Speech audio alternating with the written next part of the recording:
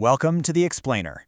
Okay, today we're tackling something absolutely crucial: how you present yourself to the working world.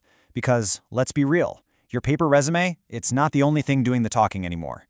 Half the time, it's a robotic applicant tracking system, or ATS, reading it first anyway. But more importantly, the digital footprint you leave behind is literally speaking volumes before you even step foot into an interview room. So I want you to try something. Imagine opening up a browser right now, typing in your own name and hitting enter. What pops up? Honestly, ask yourself, is that first page of results something you'd be totally comfortable showing a future employer, or maybe a college admissions officer? If you're hesitating even a little bit, well, you're in exactly the right place. And here's exactly why that matters so much. Listen to this. A 2023 Career Builder survey found that 70% of employers screen candidate social media profiles during the hiring process. 7 out of 10. That's a massive majority. What they find, or, what they don't find, completely shapes their very first impression of you. So, here's our roadmap for today's digital makeover.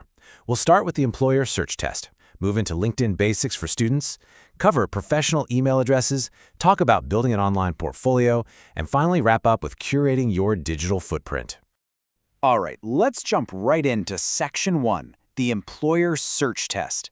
It's time to establish your baseline and figure out exactly what's at stake when someone Googles you.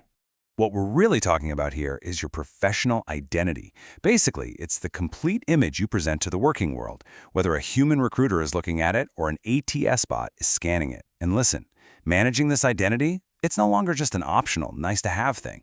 It is a fundamental career skill that you need to master. You can kind of think of it like a game of green flags and red flags. You've got the green flags employers are actively hunting for, things like a professional presence, solid communication skills, maybe some community involvement, basically proof that you are who your resume says you are.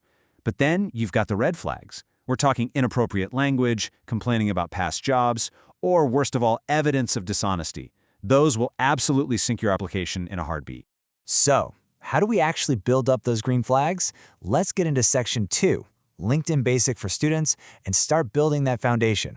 With over 1 billion members worldwide, LinkedIn is essentially the global hub for professional networking. Now, here's the absolute most important thing to remember. This is a professional document. It is not a casual social media page. You really have to treat it with the exact same care and attention as you would a formal printed resume. Okay, let's break down the anatomy of a solid student profile. Your headline needs to be super specific. Your summary should act like a 3 to 5 sentence elevator pitch. For experience, use strong, punchy action verbs and quantify your results. Education should clearly highlight graduation dates and honors. Make sure your skills are highly searchable. And that photo?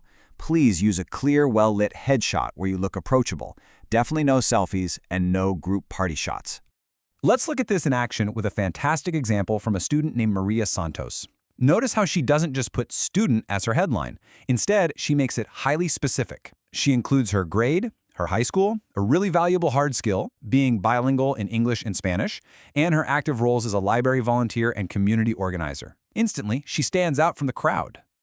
And check out how Maria's summary works perfectly as a written elevator pitch. She highlights concrete details about her volunteer experience, seamlessly weaves in that bilingual skill, clearly states she's looking for part-time retail or nonprofit work, and even throws in her practical availability. It hits literally every single box for a recruiter. She takes all the guesswork out of hiring her. All right, moving on to Section 3, professional email addresses. This is all about nailing that ultimate first impression. Now, this might seem incredibly simple, but trust me, it is absolutely critical, mostly because your email address appears on literally every single application you submit. Keep the format super clean, something like firstname.lastname. If you have a really common name and it's already taken, just add a professional qualifier, like maria.santos.writes. But whatever you do, avoid those unprofessional styles completely. Look, Maria XXO 2009 might be a fun personal email, and hey, we've all been there, right? But it has absolutely no place in your professional life. Okay, let's dive into Section 4, building an online portfolio. We've talked about how your resume tells people what you can do. Now let's talk about how to actually show them. Think of a portfolio as a curated collection of your best work samples. This is a total game changer, especially if you're in creative fields, tech fields like coding, or honestly anywhere you have tangible products, like a marketing campaign you ran or a really deep research paper you wrote. It takes all those abstract claims on your resume and turns them into concrete, undeniable proof. And you know the best part? You absolutely do not need a massive budget or some fancy web design degree to make one. There are incredibly easy, free platforms out there. Google Sites is great for a quick start. WordPress or Wix are perfect if you want a personal website. Honestly, even a beautifully curated and organized Google Drive folder works wonders. Or if you code, just link your GitHub profile. These are accessible tools any student can start using today. But hey, always remember this golden rule: quality over quantity. A portfolio with 3 absolutely stellar, highly polished pieces will always beat one packed with 15 mediocre ones. It's all about curation. Pick the work that shows off your range and growth, and, this is key, always include a brief description explaining your role and what you actually learned. Give the reader the context they need to understand your specific contribution. Finally, we've made it to Section 5, curating your digital footprint. Let's figure out how to balance this public, professional presence without entirely losing our private lives.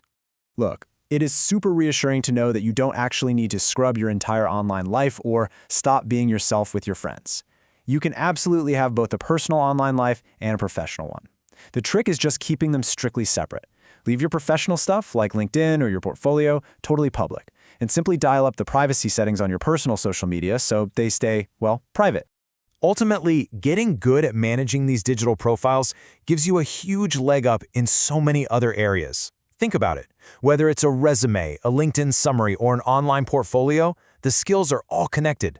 Choosing strong verbs, quantifying your results, tailoring your message for a specific audience, these are basically just practice reps for every college application, scholarship essay, or cover letter you're ever going to write. It really just comes down to one core question. Are you showing, or are you just telling? I mean, anyone can just say they're hardworking, but the habits you build by carefully curating your digital profiles, they actually teach you how to back up those claims with hard, concrete evidence. They teach you how to actively show your true value to the world. So I'll leave you with this final thought to chew on.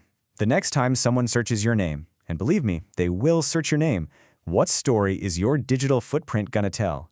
Take control of your digital makeover today.